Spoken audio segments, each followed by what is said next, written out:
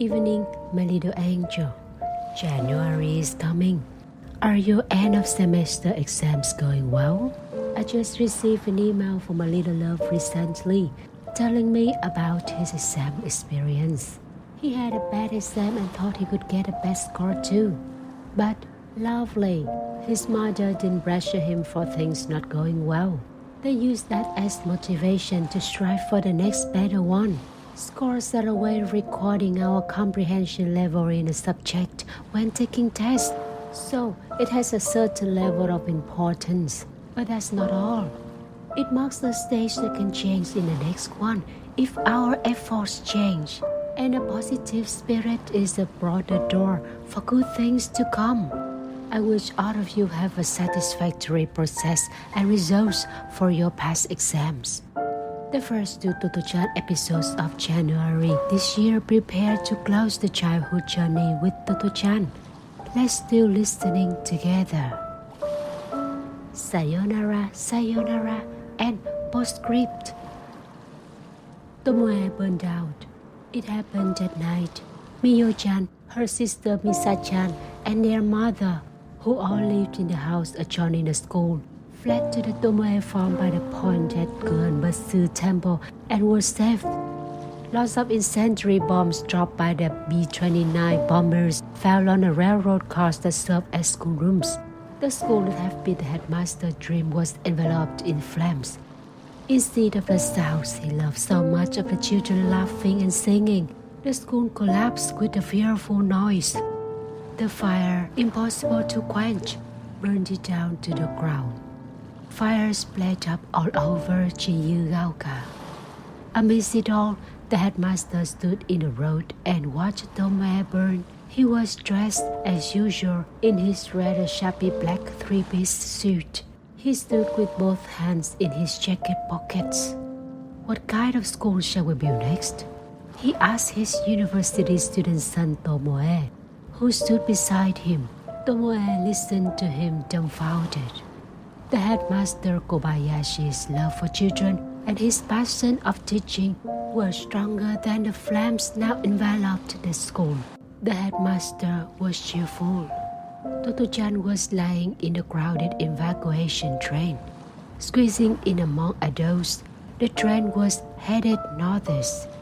As she looked out of the window at the darkness outside, she thought of the headmaster's parting words, "We meet again," and the words he used to say to her time and time again, "You are really a good girl, you know." She didn't want to forget those words, save in the thought that soon she would see the headmaster Kobayashi again. She fell asleep. The train rumbled along the darkness with its loads of anxious passengers. To write about a school named Tomoe and the headmaster Sosaku Kobayashi, who founded and ran it, are the things I have most wanted to do for a long time. I have invented none of the episodes. They are all events that really happened, and thankfully I have been able to remember quite a few of them. Besides wanting to write them down, I have been anxious to make amends of a broken pledge. As I have described in one of the chapters, as a child, I made a solemn promise to the headmaster Kobayashi that I would teach at Tomoe when I grew up. However, it was a promise I was not able to fulfill. Instead, I have tried to reveal to as many people as possible. The man was the headmaster Kobayashi, his great love for children, and how he set about educating them. The headmaster Kobayashi died in 1963. If he were alive today, there would be much more he could have told me. Even as I write, I realize how many episodes that seemed like happy childhood memories to me were, in fact, carefully thought out by him to achieve specific results. So that was the headmaster Kobayashi must have had in mind, I find myself thinking. Or fancy him even thinking about that. With each discovery I made, I am amazed and deeply moved and grateful. In my own case, I find it impossible to assess how much I have been sustained by the way he used to keep saying to me, "You are really a good girl, you know." Had I not entered Tomoe and had I never met the headmaster Kobayashi, I could probably have been labeled as a bad girl, becoming complex-ridden and confused. Tomoe was destroyed by fire in the Tokyo air raids in 1945. The headmaster Kobayashi had built a school with his own money, so re-establishing it took time. After the war, he started a kindergarten on the old site, while helping to establish what is now the Child Education Department of Kunitachi College of Music. He also taught ceramics there and assisted in the establishment of Kunitachi Elementary School. He died at the age of 69 before he could set up his ideal school once more. Tomoe Gakuen was in southwest Tokyo, at 3 minutes walk from Chiyugaoka Station on the Tokyo line. The site is now occupied by the Peacock supermarket and parking lot.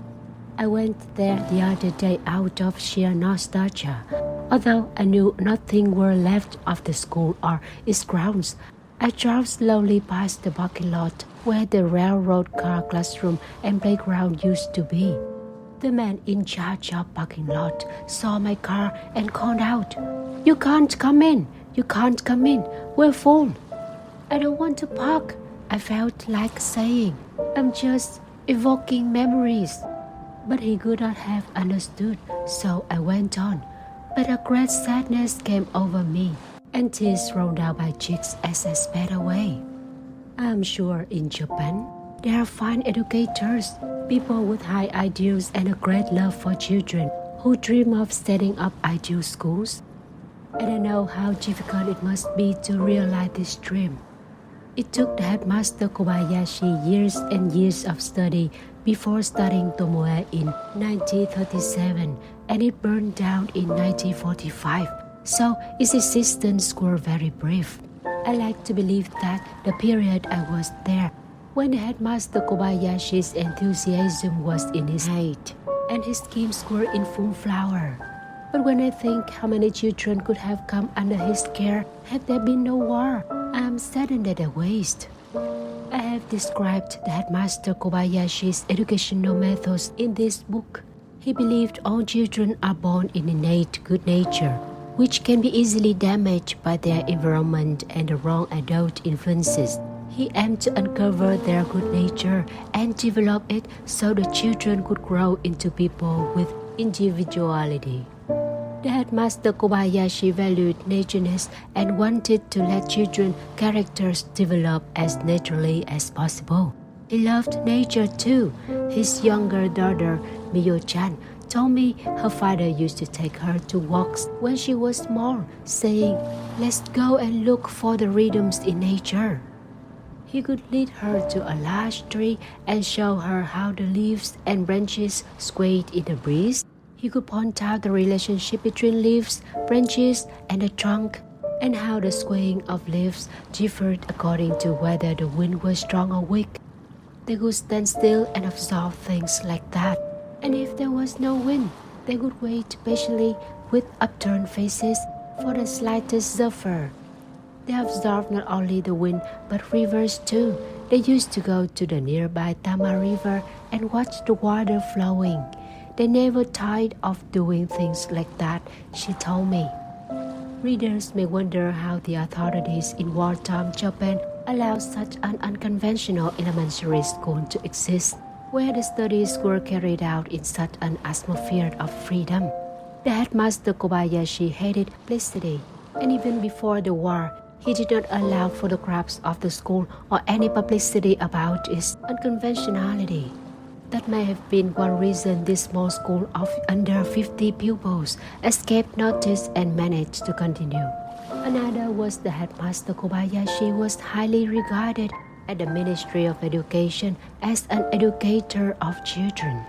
Every November 3rd, the day of those wonderful sports days of fond memory, the pupils of Tomoe, regardless of age, when they graduated, get together in a room in Kuhan Basu Temple for a happy reunion. Although we are all in our 40s now, many of us are nearly 50 and have grown children of our own. We still call each other by our children's names, just as in the old days. These reunions are one of the many happy legacies the headmaster Kobayashi left us.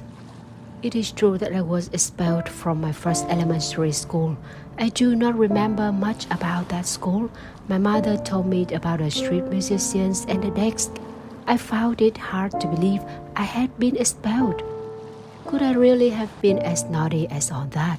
However, 5 years ago, I took part in a morning television show in which I was introduced to someone who had known me at that time. She turned out to be the homeroom teacher of the class next to mine. I was dumbfounded at what she told me. "You were in the room right next to mine," she said, "and when I had to go to the faculty room during class, I usually found you standing in the corridor for some misdemeanor. As I went past, you always stopped me and asked me why you'd been made to stand out there and what you had done wrong. Don't you like street musicians? You asked me once. I never knew how to deal with you, so finally, even if I wanted to go to the faculty room, I would peep out first, and if you were in the corridor, I avoided going. Your homeroom teacher often talked about you to me in the faculty room. I wonder why she liked that. She would say, that's why in later years, when you started appear on television, I recognized your name immediately. It was a long time ago, but I remember you distinctly when you were in the first grade. Was I made to stand out in the corridor? I hadn't remembered that and was surprised. It was this youthful-looking, gray-haired teacher with a kindly face who had taken the trouble to come to an early morning television show who finally convinced me that I really had been expelled. And here I would like to express my heartfelt gratitude to my mother for not telling me about it until my 20th birthday. "Do you know why you changed elementary schools?" she asked me one day. When I said no, she went on, quite nonchalantly, "It was because you were expelled." She might have said then, "What's going to become of you? You've already been expelled from one school. If they expel you from the next, where will you go?" If mother had spoken to me like that, how wretched and nervous I would have felt as I entered the gate of Tomoe-gakuen on my first day there. That gate with roofs and those railroad car classrooms would not have seemed really so delightful to me. How lucky I was to have a mother like mine. With the war on, only a few photographs were taken at Tomoe. Among them, the graduation photographs are the nicest. The graduating class usually had its picture taken on the steps in front of the assembly hall. But when the graduates started lighting up with shouts of, "Come on, get in the picture," other children would want to get in too. So it is impossible now to tell which class was graduating. We have animated discussions on the subject at our reunions. The headmaster Kobayashi never used to say anything of these pictures-taking occasions. Perhaps he thought having a lively photograph of everyone in the school was better than a formal graduation picture. Looking at them now, these pictures are very representative of Tomoe.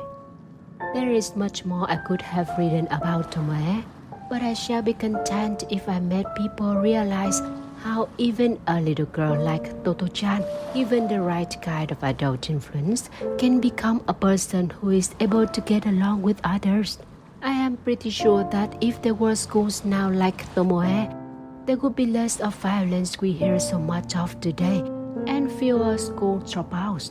At Tomoe, nobody wanted to go home when school was over, and in the morning, we could hardly wait to get there. It was that kind of school. How are the friends who accompanied me in Tomoe's railroad cars class that day? I will briefly write what I know about them in the following chapters. Today's story time is over. I wish my little love a good night's sleep. Kiss you long on your forehead. See you again next time.